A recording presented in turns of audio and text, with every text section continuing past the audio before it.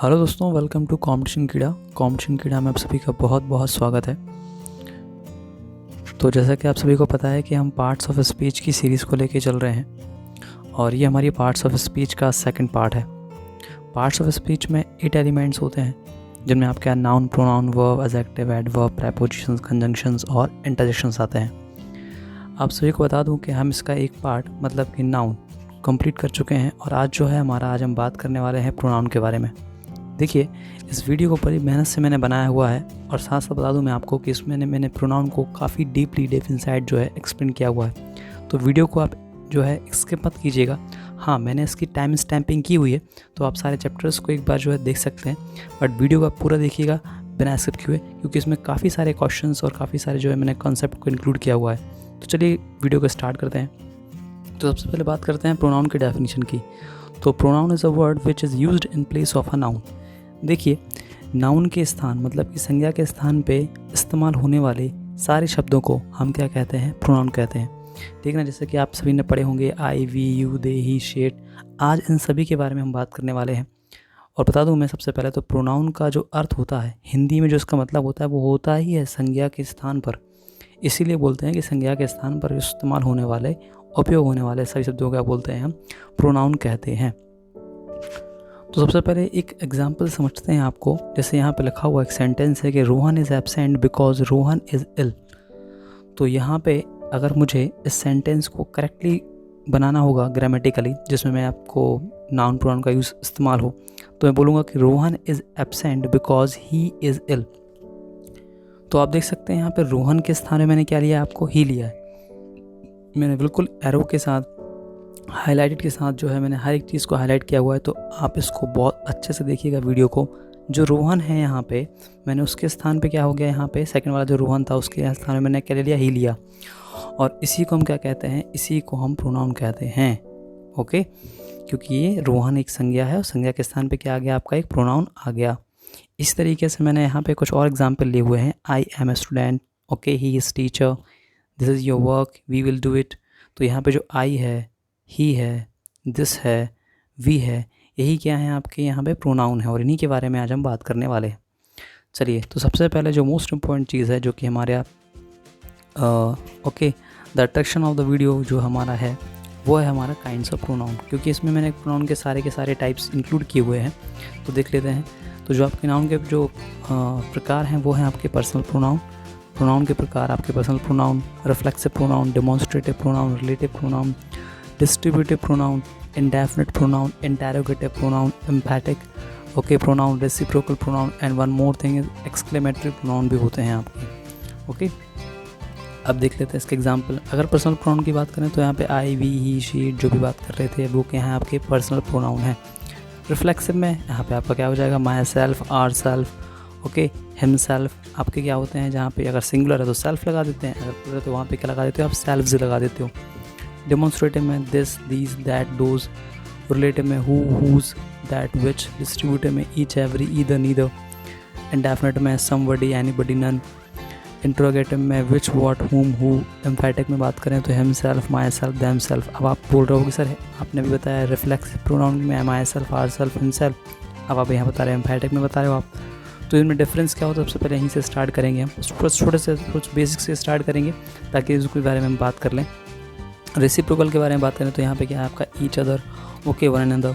तो ये क्या है आपके, ये आपको मैंने बता दिए हैं कुछ आपके बेसिक टाइप और उनके एग्जाम्पल जिनके बारे में हम पढ़ने वाले हैं।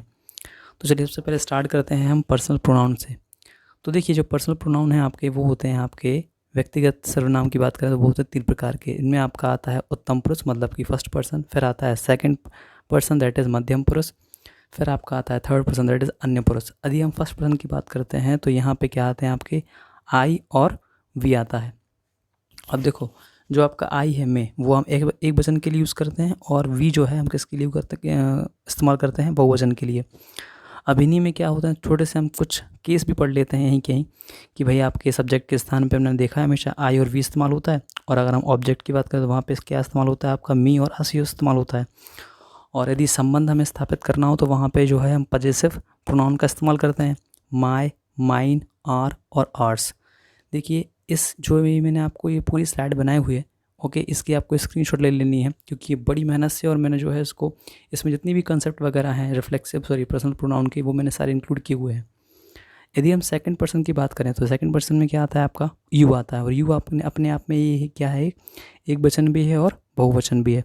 यदि इसके नॉमिनेटिव केस की बात करें तो यू होता है, और आपके जो एक्यूजेटिव की बात करें, कर्म कारक की बात करें तो वो भी क्या होता है आपका सेम यू होता है, और पजेसिव में आपका योर आता है और योर्स आता है। अब ये मैं दो क्यों लिख रहा हूँ अभी बताता हूँ आपको इसके बारे में भी, ठीक है। थर्ड तो बात कर लेते हैं थर्ड पर्सन के बारे में। तो जो थर्ड पर्सन है आपका अन्य पुरुष से, उसमें आपके एक वचन में ही शी इट होता है यूज़, और यदि हम बात करें बहुवचन की तो वहाँ पे क्या होता है आपका दे यूज़ होता है। ओके, सभी जेंडर के लिए यूज़ होता है यहाँ पे। तो कुछ अगर हम बात करें ही मतलब किसके लिए बात करते हैं, मैस्कुलिन है, शी फेमिनाइन है, और न्यूट्रल के लिए क्या करते हैं इट का यूज़ करते हैं। और ये सारे क्या हैं आपके कारक बता दिए मैंने आपको, नॉमिनेटिव में ही, एक्यूजेटिव में हिम, और पजेसिव में हिज यूज़ करते हैं। अब जो बात करते हैं वो है पजेसिव एडजेक्टिव की, जो मैंने अभी तक आपको लिखे हैं my, our, your, his, her, its, their, ये सारे के सारे क्या हैं आपके, देखिए इनको आप पजेसिव एडजेक्टिव कहते हैं, राइट। ओके, मैं थोड़ा सा यहाँ पे लगा लेता हूँ, इसको हाईलाइट भी कर देता हूँ मैंने सभी को। यहाँ पे माय हो गया, आर हो गया, योर हो गया, हिज हो गया, हर हो गया, इट्स है, देयर है, और ये जो आपके देयर्स हैं, माइन है, आर्स है, योर्स है, ओके, ये सारे क्या हैं आपके, that is your possessive pronoun. तो आपको शायद आज डिफरेंस समझ में आया होगा कि पजेसिव प्रोनाउन क्या होते हैं और पजेसिव एडजेक्टिव क्या होते हैं। ये आपके पजेसिव एडजेक्टिव हैं, ओके, और जो यहाँ पे आपके आर्स हैं, माइंस हैं, ये क्या है आपके पजेसिव प्रोनाउन। चलिए अब इसके बारे में बात करते हैं हम रिफ्लेक्सिव प्रोनाउन के बारे में। देखिए रिफ्लेक्सिव प्रोनाउन के बारे में जैसे हमने एग्जांपल देखे थे, myself, ourself, yourself, yourselves, क्योंकि यू जो है आपका वो सिंगुलर और प्लूरल दोनों में काउंट होता है, इसलिए सेल्फ भी लगा लिया और सेल्फ्स भी लगा लिया, him self, her self, it self और देम सेल्फ्स। अब बात करते हैं जैसे कि क्या होता है यदि कोई करता है, और जो करता है वो अपना कार्य मतलब हिज एक्शन और स्किल, जो उसकी कुशलता है और कार्य है, वो अगर दोनों क्या हैं आपको साथ में शो करना हो तो वहाँ पे आप रिफ्लेक्सिव प्रोनाउन का यूज़ करते हैं। सेकंड रूल ये कहता है कि यदि आप जो कार्य कर रहे हैं उसका परिणाम आपको तुरंत मिल रहा है, राइट, ओके, उसके लिए आप रिफ्लेक्सिव प्रोनाउन का इस्तेमाल करते हैं। मैं आप इसको एग्जांपल समझाता हूँ कि I shall myself do this work, right. तो ये क्या है आपका, आप ये काम कर लेंगे, मतलब आपकी योग्यता है कि आप ये काम कर लेंगे। आई शैल माई सेल्फ, मैं ये काम कर, ओके, मैं काम कर लूँगा। We will ourself solve this problem, जैसे मैंने यहाँ पे लिखा है कि हम लोग जो है ये प्रॉब्लम सॉल्व कर लेंगे, ओके, ये कोई बड़ी डील नहीं है हमारे लिए, हम ये इस लायक हैं कि हम ये काम कर सकते हैं, राइट। तो इसके लिए क्या है आप रिफ्लेक्सिव प्रोनाउन यूज़ करते हैं। जैसे मैंने बोला I cook my self at present, तो मैं अभी वर्तमान में क्या है मैं कुक कर लेता हूँ, ओके, मैं कुक करता हूँ, मैं खाना पका लेता हूँ। तो ये क्या है मेरी योग्यता भी हो गया, और मैं अगर बोलूँ तो मेरे जो काम करना है मुझे उसका क्या मैं रिजल्ट भी मिल गया। थर्ड में क्या होता है कि यहाँ पे ये सारी चीज़ें कुछ आपके, जैसे अगर आप IAPS की बात करें, SSC की बात करें, और कुछ आपके नॉमिनल एग्ज़ाम्स वगैरह होते हैं जिनमें इंग्लिश आती है, उनमें कुछ ऐसे वर्ड होते हैं जिनकी जस्ट बात क्या होता है आपका रिफ्लेक्सिव प्रोनाउन यूज़ होता है। प्राइड है, अवॉइड है, एवल है, एन्जॉय है, एब्सेंट है, ये क्या होते हैं कुछ आपके ऐसे वर्ब होते हैं जिनके बाद क्या है आपको हमेशा याद रखना है कि इनके बाद आपका जब भी प्रोनाउन यूज़ होगा तो वो कौन सा यूज़ होगा, आपका रिफ्लेक्सिव प्रोनाउन यूज़ होगा। He prides himself on his honesty, उसको अपने ईमानदारी पे क्या है बहुत गर्व है। अब बात करते हैं एम्फेटिक प्रोनाउंस की। देखिए अभी जैसे मैंने बताया अभी आपको कि रिफ्लेक्सिव और एम्फेटिक में क्या है, दोनों में आपके क्या होते हैं सेम प्रोनाउन यूज़ होते हैं, लेकिन छोटा सा डिफरेंस ये है, यदि अब मैं आपको 4 और सेंटेंस पढ़ रहा हूँ आपको डिफरेंस समझ में आ जाएगा। उसके बाद मैं आपको यहाँ पे इंडिकेट भी कर दूंगा। The king himself gave her the medal, okay, और राजा ने खुद उसको क्या किया, मेडल दे दिया। Ram himself went there, we ourself cooked the food and I myself prepared this report.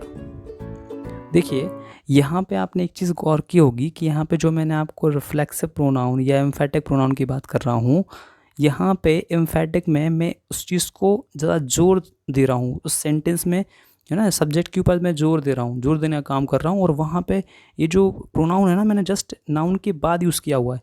The king himself, Ram himself, या वी आर सेल्फ, ओके, जैसे वी है, वी के जस्ट बाद मैंने ourself, I myself मैंने use कर दिया यहाँ पे।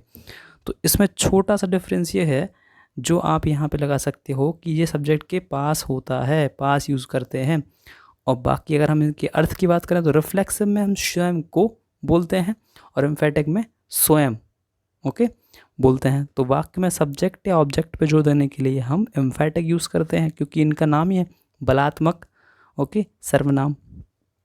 छोटा सा एक और देख लेते हैं हम यहाँ पे, जैसे मैंने आपको यहाँ बताया था कि यहाँ पे क्या है आपका कि मैं स्वयं जो है ये कार्य कर सकता हूँ, हम स्वयं ये प्रॉब्लम सॉल्व कर सकते हैं या कर लेंगे। मैं स्वयं जो है खाना पकाता हूँ ओके, उसको स्वयं पर जो है क्या है उसको स्वयं की ईमानदारी पर बहुत गर्व है।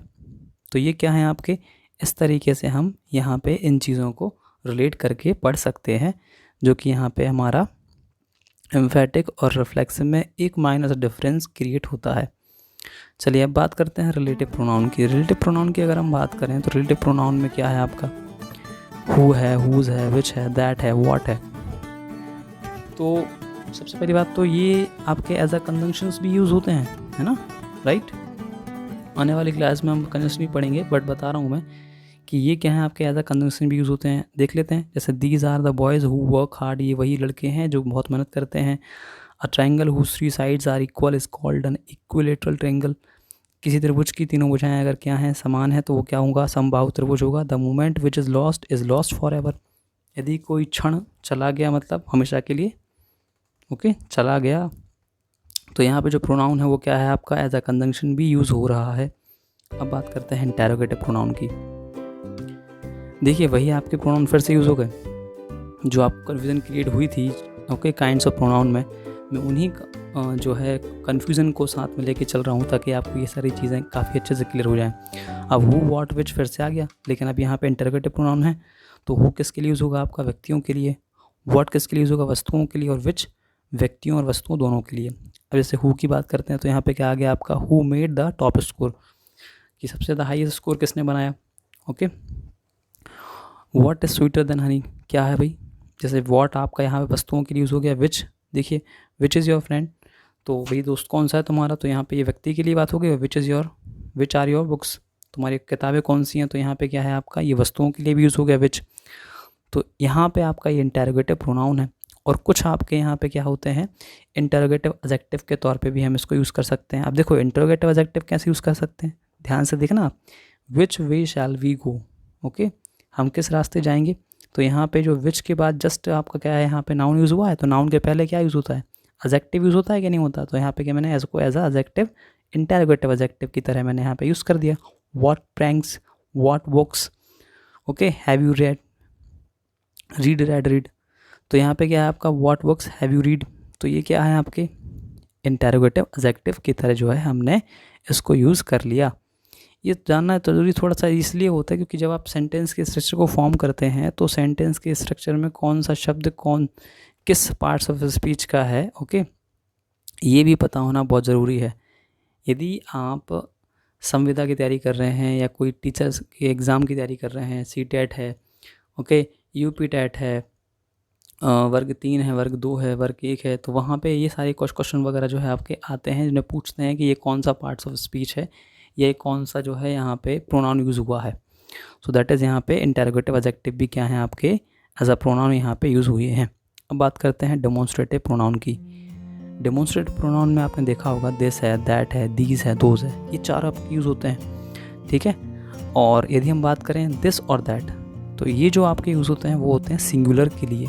यस, सिंगुलर की अगर हम बात करें तो ये सिंगुलर होते हैं, और यदि हम बात करें प्लूरल की तो वहाँ पे दीज और दोज, जैसे हम बोलें दिस बॉय और दीज बॉयज़, राइट ओके, ये डिफरेंस होता है। तो आपको याद रखना है सिंगुलर मतलब क्या है आपका दिस और दैट, और अगर हम बात करें प्लूरल की तो वो क्या है दीज और दोज। अब सेंटेंस देख लेते हैं एग्जाम्पल में, जैसे यहाँ पे लिखा हुआ है कि this is my watch, these are our books, that is a plant, those are the new ones. तो इन सेंटेंसेस में जो आपके दिस और दीज हैं इनमें डिफरेंस ये है कि जो आपके दिस और दीज हैं, ध्यान से देखिएगा, ये बात कर रहे हैं निकटता की कि ये मेरी घड़ी है, ये मेरी किताबें हैं।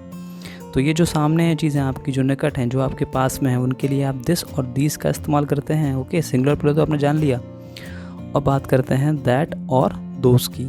दैट और दोज की अगर हम बात करें यहाँ पे तो वो क्या है आपका दूर के लिए, जो यहाँ पे क्या इसके लिए यूज़ करते हैं हम, दूरी के लिए, जो चीज़ें आपकी दूरी पे हैं उनके लिए क्या इस्तेमाल करते हैं हम, दैट और दोज।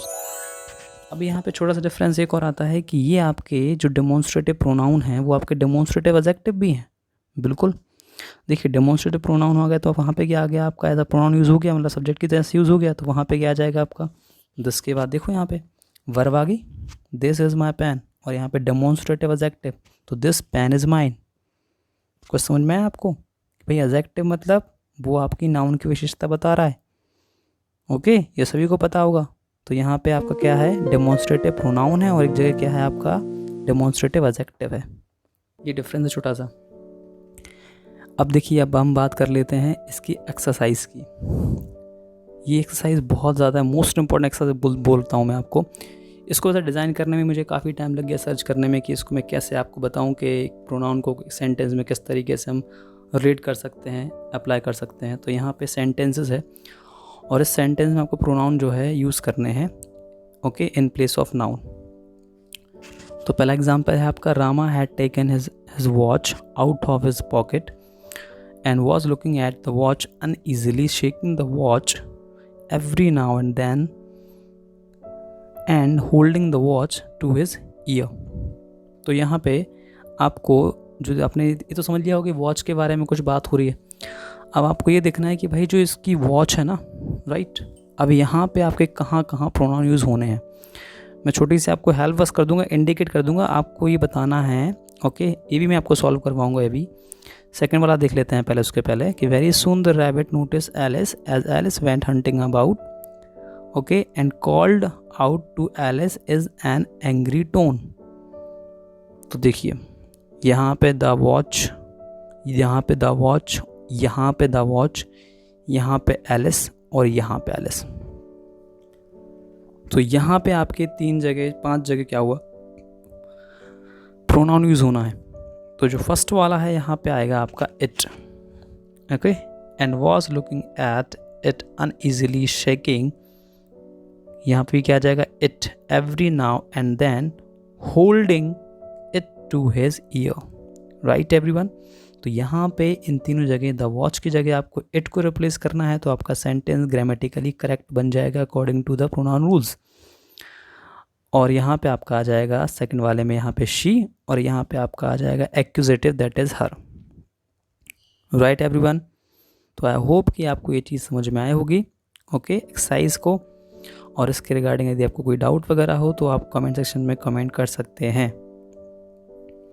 अब बात करते हैं एक्सरसाइज नंबर 2। तो यहाँ पे आपको जो है प्रोनाउन के, यहाँ पे मैंने कुछ नॉमिनेटिव और एक्यूजेटिव दिए हुए हैं, पजेसिव भी दिए हुए हैं, तो आप यहाँ पे आपको उसके अकॉर्डिंग फिल करना है कि कौन सा किस में आएगा। भाई we are not so poor as, यहाँ पे आ जाएगा them. Rama is as old as, यहाँ पे आएगा मी। थर्ड में आएगा he and I were great friends, whom can I trust if not him, let him who can answer this question। तो यदि आपको कोई डाउट है इसमें तो आप, मैं फिर से बोल रहा हूँ आपको, मैं उस पर वीडियो भी बना दूंगा, ओके। यदि डाउट काफ़ी सारे हो जाते हैं और यदि आपको काफ़ी ज़्यादा कन्फ्यूज़न वगैरह होता है तो मैं इसके क्वेश्चंस और भी करवा सकता हूँ। चलिए, वो आप पे डिपेंड है। अब बात करते हैं एक्सरसाइज नंबर 3 की। देखिए यहाँ पे लिखा हुआ है कि join together each of the following pairs of sentences bye means of a connectives. Connectives मतलब कि उन्होंने वही बोला है कि वो जो प्रोनाउन है ना, जो मैंने यूज़ पहले बात कर रहे थे रिलेटिव में, जो आपके प्रोनाउन प्लस कंजंक्शन की जैसे यूज़ हो रहे थे, वो आपको इनको क्या करना है, यूज़ करके इन दो सेंटेंस को जोड़ना है। The man is honest full stop, the man is trusted. तो यहाँ पे क्या आ जाएगा, the man who that is honest is trusted. और सेकंड आपका आ जाएगा the Kalidas is famous full stop he wrote some fine dramas. तो इन दोनों को ज्वाइन करेंगे तो क्या हो जाएगा, Kalidas who wrote some fine dramas is famous, right everyone. अब अगर मैं बोलूँ आपसे कि आपको एक सेंटेंस दिया है मैंने और उसको आपको क्या करना है, यहाँ पे स्प्लिट करना है, मतलब कि उसको तोड़ना है 2 सेंटेंसेस में। Split each of the following sentences into 2। तो आपका है यहाँ पे bring me the book that is on the table. तो क्या होगा यहाँ पे आपका, बताएं।